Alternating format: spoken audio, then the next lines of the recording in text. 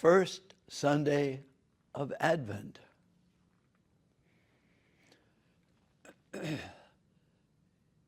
Today in class, a student asked, what is the difference spiritually between adventure and risk-taking? It's a very good question. And it really depends on the personality, of course. For some people, risking is taking one step. For adventurous people, depending, might be running or jumping. I think the answer that we came to was adventure is prudently moving outside of your comfort.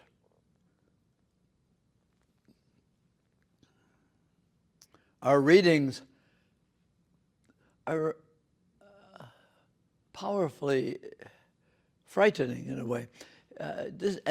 I say this with a tongue-in-cheek and a little humor, but if you read the first part of the gospel, it's very similar to what the politicians were saying at our recent presidential election. This is happening, this is going to happen, everything's terrible. So if you're like me, things are going to get better. And the other side, now that that person was elected, the other side say, now you're going to see the signs. Now it's all going to go to hell in a handbasket. It's fear. But that's not what the readings are about, actually. Something is coming, but something is coming that's already here. I had a very, very deeply Irish grandfather, Charlie O'Connor, and I loved him.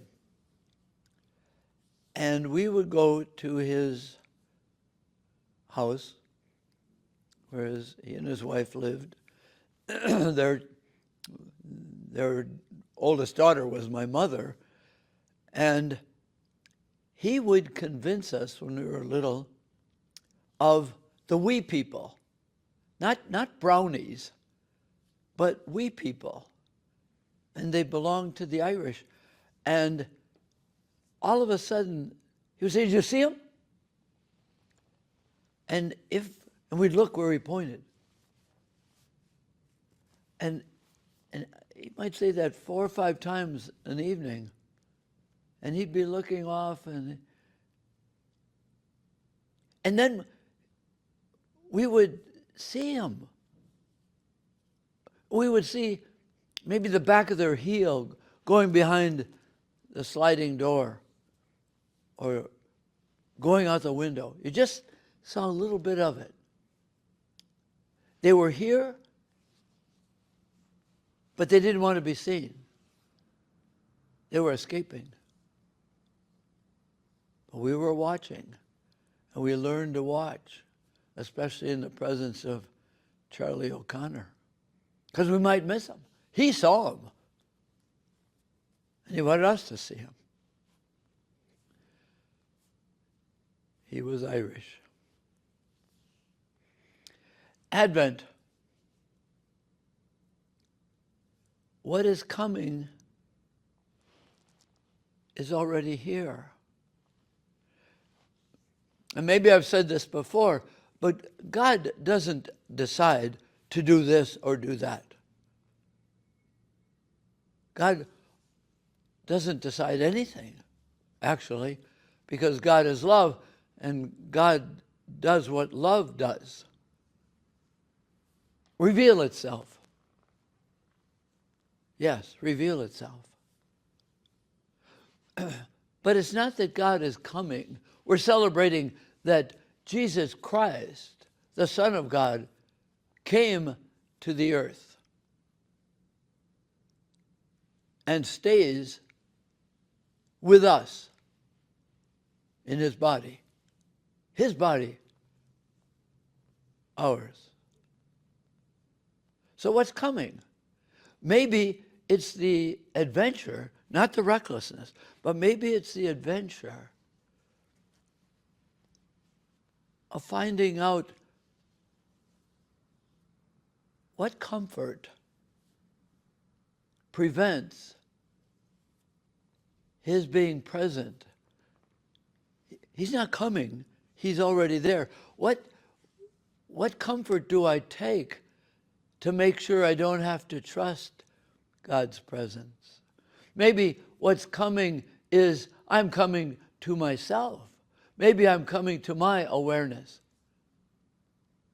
Now Jesus says there's going to be signs in the sun and the moon and the ocean. There's going to be signs.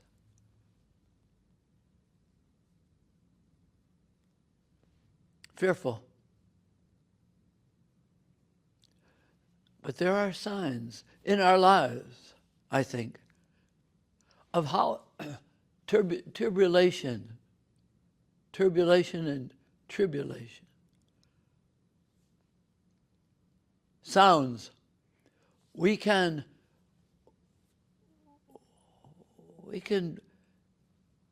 not be comfortable unless we have this or have that. And God wants to be available. I said, love reveals itself. What does love do? Love doesn't decide to love. Love loves. We decide to love, or not love. God cannot decide not to be God. So what he invites us to do is come to the awareness of what causes me tribulation. What prevents me from letting go of comfort and trust and walk into my future, his future? It's not reckless. It's creative. If I stay on the shelf, we call it shelfishness. If I stay on the shelf, secure, comfortable,